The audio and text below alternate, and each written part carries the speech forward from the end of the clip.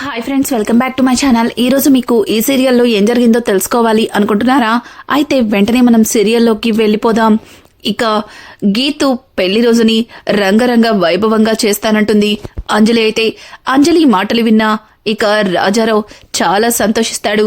ఎక్కడైనా తల్లి కూతురి పండుగలను చేస్తుంది, కానీ ఇక్కడ తల్లి పండుగలని కూతురి చేస్తుంది. నిజంగా ఇది చాలా విచిత్రం అనుకుంటూ ఇక రాజారావు అయితే అంజలిని తన పుట్టినరోజు కోసం అడుగుతాడు. ఇక అంజలి అయితే తన పుట్టినరోజు తెలీదని, అలాగే నేను వచ్చిన రోజే పుట్టి ఉంటానని ఇక చెప్పడంతో ఆ రోజే నువ్వు పుట్టినరోజు ఎందుకు చేసుకోకూడదు అంటూ ఇక రాజారావు అయితే అంజలిని అడుగుతాడు. ఒక్కసారిగా అంజలి లేదు, నేను చేసుకోలేను. ఏ ఆడపిల్లైనా మగబిడ్డ అయినా పుట్టగానే తల్లి ఒడిలో చేరితే అది ఆ బిడ్డకి పుట్టినరోజు. కానీ నేను ఒక అనాథాశ్రమానికి చేరుకున్నాను. అట్లాంటప్పుడు నేను పుట్టినరోజుని ఎందుకు చేసుకోవాలి అంటూ ఇక అంజలి బాధపడుతూ ఉంటే ఒక్కసారిగా ఇక రాజారావు కూడా చాలా బాధపడుతూ అంజలి తల మీద నిమురుతూ, చూడమ్మా, నువ్వు అనాథవి కాదు. ఇంతకు ముందు నువ్వు అనాథవేమో, కానీ ఇప్పుడు మేమందరం నీకున్నాం అంటూ ఇక రాజారావు అయితే అంజలిని దగ్గరికి తీసుకుని ఇంకా ఓదార్చుతాడు. ఇక రాజారావు అన్న మాటలకి అంజలి, అది మీ గొప్పతనం, కానీ నా కన్నా తల్లి ఎక్కడ ఉందో తెలీదు కదా, తెలిసిన మీకేమో గుర్తులేదు అంటూ ఇక అంజలి ఏడుస్తూ అక్కడి నుంచి వెళ్ళిపోతుంది. ఇక రాజారావు, లేదమ్మా లేదు, నీ పుట్టినరోజు రేపే, మీ అమ్మ పెళ్లి రోజు, నీ పుట్టినరోజు ఒకే రోజు. చూడు, మీ అమ్మ పెళ్లి రోజుని నువ్వు చేస్తే నీ పుట్టినరోజు వేడుకల్ని నేను చేస్తాను అంటూ ఇక రాజారావు అయితే తన మనసులో అనుకుంటూ ఉంటాడు. ఇక ఇంతలో అక్కడికి మనీష్ అయితే వస్తాడు. ఇక మనీష్ రాజారావుని చూసి, తాతయ్య ఏంటి అంజలిని అలా చూస్తున్నావు? ఖచ్చితంగా అంజలిని రేపు అత్త పెళ్లి రోజున ఎక్కడికి పంపించాలా అని ఆలోచిస్తున్నావు కదా అని అంటుంటే, లేదురా లేదు, అంజలి పుట్టినరోజుని ఎలా చెయ్యాలా అని ఆలోచిస్తున్నాను అని అంటుంటే ఒక్కసారిగా మనీష్ షాక్ అయిపోతాడు. తాతయ్య ఏం మాట్లాడుతున్నావు? అంజలి పుట్టినరోజేంటి అని అంటుంటే, అవును మనీష్, రేపు అంజలి పుట్టినరోజు. తన పుట్టినరోజుని ఎలా చెయ్యాలా అని ఆలోచిస్తున్నాను. గీతాంజలి ఏమో తన పెళ్లి రోజు వేడుకలు చేసుకోవడానికి మన ఇంటికే వస్తుంది. పైగా అంజలి పుట్టినరోజు కూడా రేపే. తన పుట్టినరోజుని గీతు ముందు ఎలా చేయాలో నాకు కూడా అర్థం కావట్లేదు. నీ దగ్గర ఏదైనా ఆలోచన ఉందా అంటూ ఇక రాజారావు అయితే మనీష్ని అడగడంతో ఒక్కసారిగా మనీష్ తాతయ్య అని గట్టిగా అరవడంతో, ఎందుకురా చెవులు చిల్లులు పడేలా అలా అరుస్తున్నావు అని అంటుంటే, తాతయ్య నేను నీ కంటికి ఎలా కనిపిస్తున్నాను తాతయ్య? నన్ను ఫుట్బాల్ లాగా ఆడుకుంటున్నావు. అసలు నువ్వు ఏం ఆలోచిస్తున్నావో నీకేమన్నా అర్థమవుతుందా? అంజలి పుట్టినరోజుని ఎలా చెయ్యాలా అని ఆలోచిస్తున్నావు. ఈ విషయం అత్తకి తెలిస్తే నాకు చావు డేట్ కూడా రేపే ఫిక్స్ అవుతుందని నీకు అర్థం కావట్లేదు అంటూ ఇక మనీష్ అయితే రాజారావుతో అంటుంటే, రాజారావు, అబ్బా నువ్వు మరీ ఎక్కువగా ఆలోచిస్తున్నావురా, అలాంటిదేది ఉండదులే అంటూ అక్కడి నుంచి వెళ్ళిపోతాడు. ఒక్కసారిగా మనీష్ చాలా అంటే చాలా విచిత్రంగా ఇక రాజారావుని అలాగే అంజలిని చూస్తుంటాడు. ఇక అంజలి అయితే లోపల నుంచి బయటికి వచ్చి, ఏంటి మీరింకా నిద్రపోలేదా? పాలేమన్నా కావాలా అని అడగడంతో ఇక మనీష్, చూడు రేపు ఏం లేదులే అంటూ తలగొక్కుంటూ అక్కడి నుంచి వెళ్ళిపోబోతుంటే ఇక అంజలి, ఆగండి అంటూ మనీష్ని పిలుస్తుంది. ఇక మనీష్ అయితే, ఏంటి దేని గురించి? చూడు, నువ్వేం చెప్పినా వినడానికి నేను సిద్ధంగా లేను, ఎందుకంటే నేను చెప్పింది కూడా నువ్వు వినలేదు కదా అంటూ ఇక మనీష్ అయితే అంజలితో మాట్లాడుతూ ఉంటే, అంజలి చూడండి, నేను మాట్లాడేది రేపు గీతాంజలి గారి పెళ్లి రోజు వేడుకల గురించి. మీకు ఆఫీస్ వర్క్లో చాలా బిజీగా ఉన్నారంట కదా, మీరు గీతాంజలి గారి పెళ్లి రోజుని సెలబ్రేట్ చేయలేరని తాతయ్య గారు చెప్పారు. అందుకే రేపు మేడం గారి పెళ్లి రోజుని ఏ లోటు లేకుండా దగ్గరుండి అన్నీ నేనే చూసుకుంటాను. ఇక మీరు క్యాటరింగ్ అది ఇవ్వనక్కర్లేదు, అందరికీ కావలసిన భోజనాలని నేనే సిద్ధం చేస్తున్నాను అంటూ ఇక అంజలి చెబుతూ ఉంటే ఒక్కసారిగా మనీష్ షాక్ అవుతూ, ఏయ్ ఏం మాట్లాడుతున్నావు? రేపొచ్చేది ఒకరిద్దరు కాదు, 100 మంది గెస్టులు దాకా వస్తారు. వాళ్ళందరికీ నువ్వు ఒక్కదానివే వంట చేస్తావా అని అంటుంటే, చూడండి రేపు నేను అందరికీ వంట చేస్తాను. చెప్తున్నాను కదా, నా మాట వినండి, వెళ్ళి ప్రశాంతంగా నిద్రపోండి అంటూ ఇక అంజలి అయితే మనీష్తో చెప్పడంతో మనీష్ అయితే షాక్ అయిపోతూ అక్కడి నుంచి తన గదిలోకైతే వెళ్ళిపోతాడు. ఇక ఉదయాన్నే అంజలి కిచెన్లో ఏదో చేసుకుంటూ ఉండగా ఇక రాజారావు, అమ్మా అంజలి మనం బయటికి వెళ్ళాలి అని చెప్పడంతో, ఎందుకు తాతయ్య ఈ టైంలో అని అడగడంతో, ఏం లేదులేమ్మా, కాస్త పని ఉంది, వెళ్దామా అంటూ ఇక అంజలిని తీసుకుని బయటికైతే వెళ్తాడు. ఇక అంజలి అలాగే రాజారావు ఇద్దరు కూడా బయట షాపింగ్ అయితే వెళ్తారు. ఇంతలో మనీష్ ఇల్లంతా వెతుక్కుంటూ ఇక వాళ్ళ నానమ్మ దగ్గరికైతే వస్తాడు. నానమ్మ, తాతయ్య కనిపించట్లేదు అని అడగడంతో, ఓ మీ తాతయ్య అంజలి బయటికి వెళ్లారు కదరా అని చెప్పడంతో, ఏంటి వాళ్ళిద్దరూ బయటికి వెళ్లారా? ఏం మాట్లాడుతున్నావు నానమ్మా అని అంటుంటే, ఏంట్రా అంత కొంపలంటుకునేలా అరుస్తున్నావు? మీ తాతయ్య అంజలిని తీసుకునే కదా బయటికి వెళ్లారు, దానికే నువ్వు ఎందుకింతలా గావు కేకలు వేస్తున్నావు అంటూ ఇంకా పెద్దావిడ మాట్లాడడంతో, ఏం లేదు, తాతయ్య వెళ్తే నాకేం ప్రాబ్లం లేదు, కానీ తాతయ్యతో పాటు అంజలిని తీసుకెళ్లడమే నాకు పెద్ద ప్రాబ్లంగా మారిపోయింది. పొరపాటున తాతయ్యతో అంజలిని అత్తయ్య చూసిందంటే తర్వాత ఈ ఇంట్లో పండగ కాదు, ఏకంగా రణరంగమే మొదలవుతుంది అంటూ ఇక మనిషి అయితే చాలా భయంగా బయటికి పరుగులు తీస్తాడు. ఇక వాళ్ళ తాతయ్యకి ఫోన్ చేస్తూ ఉంటే వాళ్ళ తాతయ్య మాత్రం ఫోన్ని కారులో వదిలేసి ఇక అంజలితో పాటు ఒక బట్టల షాప్కైతే వెళ్తాడు. అంజలి, ఎందుకు తాతయ్య ఇక్కడికి తీసుకొచ్చారు అని అడగడంతో, చూడమ్మా, మంచి చీర తీసుకుందామని అని చెప్పడంతో ఇక అంజలి తన మనసులో, ఓ రేపు గీతాంజలి గారి పెళ్లి రోజు కదా, అందుకేనా అని తన మనసులో అనుకుని ఇంకా చీరనైతే సెలెక్ట్ చేస్తుంది. ఇంతలో తను తీసే ప్రతి చీర కూడా గ్రీన్ కలర్లో ఉండడంతో ఇక రాజారావు అయితే, అమ్మా అంజలి, నీకు గ్రీన్ కలర్ అంటే ఇష్టమా అని అడగడంతో, అవును తాతయ్య అంటూ ఇక గ్రీన్ కలర్ చీరని అటూ ఇటూ తిరిగేసి చూస్తుంది. ఇంకా రాజారావు అయితే, వాళ్ళమ్మ పోలికలే వచ్చినట్టున్నాయి, తనకి కూడా గ్రీన్ కలర్ అంటేనే ఇష్టం అని చెప్పి ఇక రాజారావు తన మనసులో అనుకుంటూ ఉంటాడు. ఇంకా ఇది ఇలా ఉండగా ఇక్కడ చూస్తే గీతాంజలి అయితే తన భర్తతో మాట్లాడుతూ, అసలు ఆ అంజలి ఎలా మిస్ అయిపోయింది? గుడిలో కనిపించినట్టే కనిపించి మిస్ అయింది. కనీసం మనీష్ కూడా తనని వెతికి పట్టుకోలేకపోతున్నాడు. తన వల్ల నా ఇమేజ్ మొత్తం డ్యామేజ్ అయింది అంటూ ఇక అంజలి అయితే కోపంతో అటూ ఇటూ తిరుగుతూ ఉంటే ఒక్కసారిగా ఇక తన భర్త, గీతు, నీకెన్నిసార్లు చెప్పాలి ఆ అంజలి గురించి మాట్లాడద్దని? పదే పదే తన గురించి మాట్లాడి నా మూడంతా డిస్టర్బ్ చేస్తున్నావు. అయినా తన టాపిక్ ని ఇంట్లో తీసుకురావద్దని ఇంతకు ముందే చెప్పాను కదా అంటూ ఇక తన భర్త గీతు మీద అరుస్తుంటే, గీతు, అది కాదండి, తన వల్ల నా ఇమేజ్ మొత్తం దెబ్బతినింది, అలాగే నా లైసెన్స్ క్యాన్సిల్ అయింది.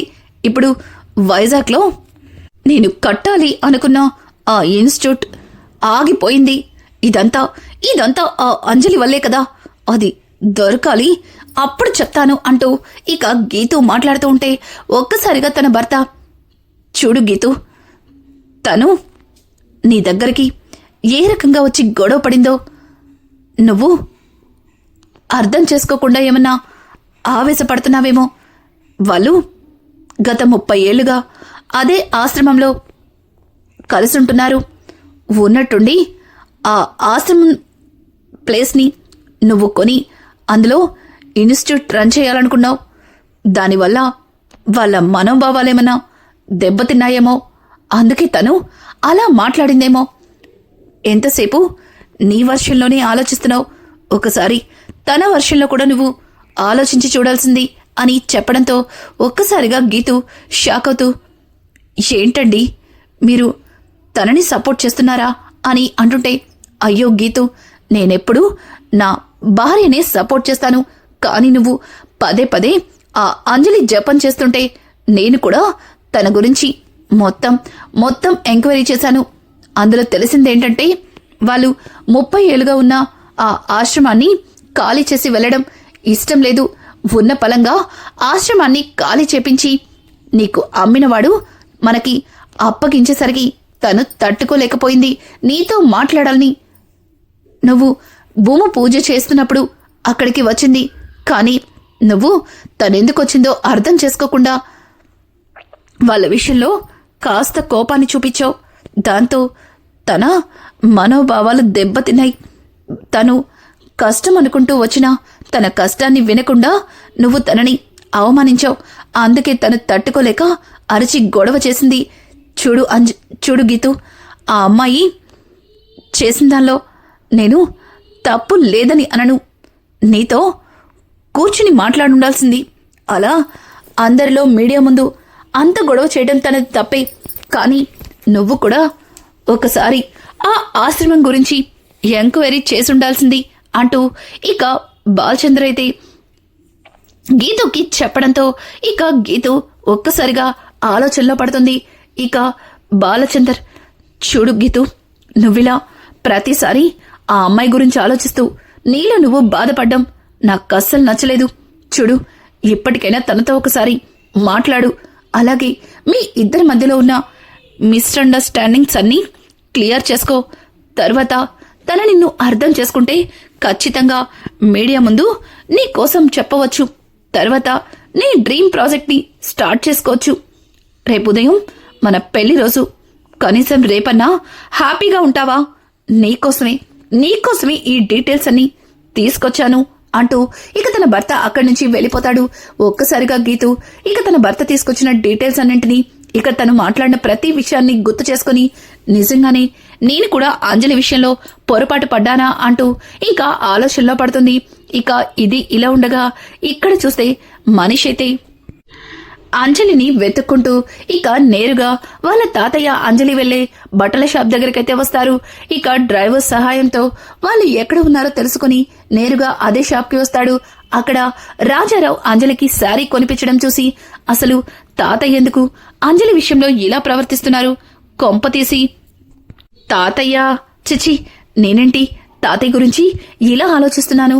అదేం కాదులే అంటూ ఇక నిన్న నైటు అంజలి పుట్టినరోజుని జరిపించాలి అని చెప్పి తాతయ్య గారు చెప్పిన మాటలు గుర్తుకొచ్చి, ఏంటి అంజలి పుట్టినరోజు కోసం తనకి చీర కొనడానికి తీసుకొచ్చారా?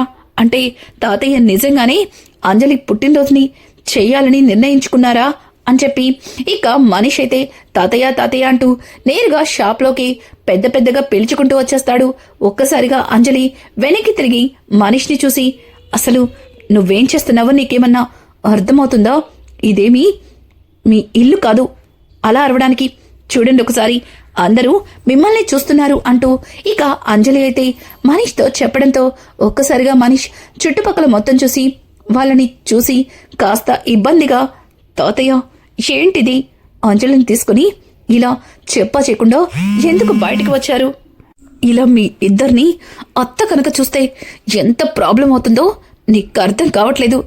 ఎందుకు తాతయ్య, ఎందుకిలా అంటూ ఇక మనిషి అయితే రాజారావుని అడుగుతుంటే, రాజారావు, రేయ్ పాపం రా, చిన్నపిల్ల, చిన్నప్పటి నుంచి తను అసలు పుట్టినరోజే చేసుకోలేదట. అందుకే తన పుట్టినరోజు చేయాలని తన కోసం బట్టలు తీసుకోవడానికి వచ్చాను అంటూ రాజారావు మాట్లాడుతుంటే, తాతయ్య తన పుట్టినరోజేమో గాని నా చావుకి ముహూర్తం ఫిక్స్ అయినట్టుగా ఉంది. అసలు అత్తయ్య అంజలిని 4 రోజుల్లో తన ముందుకి తీసుకురమ్మంది. 4 రోజుల్లో ఆల్రెడీ 2 రోజుల గడువు పూర్తయిపోయింది. ఇక 2 రోజులు మాత్రమే ఉంది. ఈ 2 రోజుల్లో నేను కనుక అంజలిని అత్తయ్య ముందుకి తీసుకెళ్ళకపోతే తర్వాత ఏం జరుగుతుందో నేను చెప్పక్కర్లేదనుకుంటా అంటూ ఇక మనిషి మాట్లాడుతూ ఉంటే, ఇంతలో అంజలి, తాతయ్య షాపింగ్ అయిపోయింది, ఇంకా బయలుదేద్దామా అని అడగడంతో, బయలుదేరదాం, వెళ్దాం అంటూ ఇక మనిషి అయితే అంజలితో మాట్లాడుతూ అక్కడి నుంచి నేరుగా ఇంటికైతే వెళ్తారు. ఇక ఇది ఇలా ఉండగా ఇక్కడ చూస్తే ఉదయాన్నే ఇంకా గీతు వాళ్ళ ఇంట్లో ఫుల్ హడావుడి. గీతు నా షర్ట్ ఎక్కడా, గీతు నా ప్యాంట్ ఎక్కడా, అలాగే ఇక భవిత అయితే మామ్ నా జ్యువెలరీ కనిపించట్లేదు అంటూ ఇక ఒక్కొక్కరు ఒక్కొక్క రకంగా గీతుని పిలుస్తూ అడుగుతూ ఉంటారు. ఇక గీతు అయితే ఎవరికి ఏం కావాలో అన్నీ ఇస్తూ ఇక అలసిపోయి ఒక దగ్గర కూర్చుంటుంది. ఇక ఇంతలో అందరూ కూడా గీతు దగ్గరకొచ్చి ఏమైంది అన్నట్టుగా అడుగుతుంటే ఇక గీతు ఎవరికి కావాల్సింది వాళ్ళకిచ్చాను కదా, ఇంకేంటి అంటూ వాళ్ళందర్నీ అడగడంతో ఇక వాళ్ళందరూ గీతు కోసం ఒక సర్ప్రైజ్ ప్లాన్ చేస్తారు. ఇక వాళ్ళు గీతు కోసం తనకి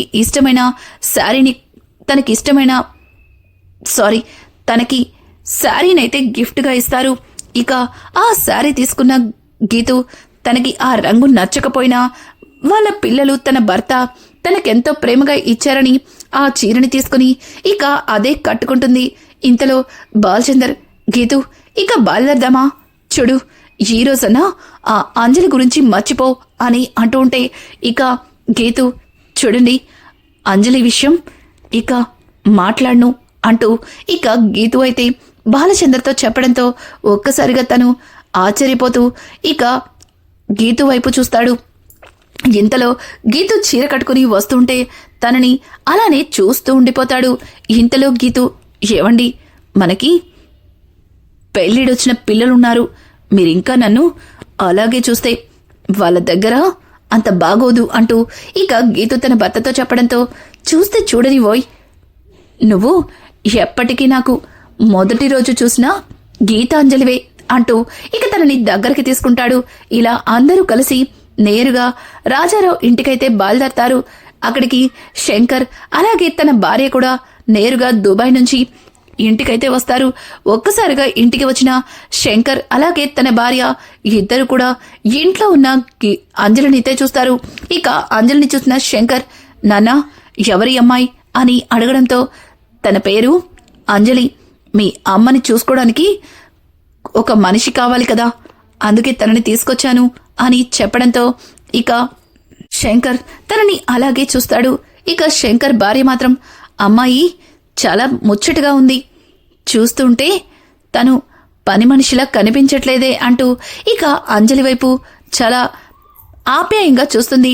ఇక రాజారావు అయితే, తను పని మనిషిని ఎవరన్నారమ్మా, తను మన మనిషి అని చెప్పడంతో ఒక్కసారిగా శంకర్, నాన్నా పని మనిషిని మన మనిషి అంటారేంటి, చూడండి ఎవరిని ఎక్కడ ఉంచాలో అక్కడే ఉంచాలి, తీసుకొచ్చి నెత్తిన పెట్టుకోకూడదు అంటూ ఇక శంకర్, చూడండి నాన్న, గీతు పెళ్లి రోజుని తన జీవితంలో మర్చిపోలేకుండా చెయ్యాలి, ఎక్కడా చిన్న డిస్టర్బెన్స్ కూడా జరగకూడదు అంటూ ఇక శంకర్ మాట్లాడుతూ, మనీష్ ఏంటి వచ్చినప్పటి నుంచి చూస్తున్నాను చాలా డల్గా చాలా కంగారుగా కనిపిస్తున్నావు, మీ అత్తయ్య నీకేదన్నా వర్క్ ఇచ్చిందా, అది కంప్లీట్ చేయలేదా అంటూ ఇక మనీష్ అయితే మనీష్ని అడుగుతూ ఉంటే, అదేం లేదు డాడ్, అదేం లేదు, అన్ని పనులు దగ్గరుండి చూసుకుంటున్నాను, ఎక్కడా ఎట్లాంటి డిస్టర్బెన్స్ లేకుండా చేస్తాను అంటూ ఇక మనీష్ అయితే శంకర్తో చెబుతాడు. ఇంకా ఇది ఇలా ఉండగా అంజలి కిచెన్లో పని చేసుకుంటూ ఉండగా ఇంతలో రాజారావు అంజలి దగ్గరకొచ్చి many more happy returns of the day అంటూ ఇక అంజలికి విష్ చేస్తాడు. ఒక్కసారిగా అంజలి, తాతయ్య ఏంటిది అని అంటుంటే, అవునమ్మా ఈ రోజు నీ పుట్టినరోజు, ఈ రోజే కదా నువ్వు అనాథాశ్రమానికి వచ్చిన రోజు అంటూ ఇక తాతయ్య చెప్పిన మాటలకి ఒక్కసారిగా అంజలి షాక్ అయిపోతుంది.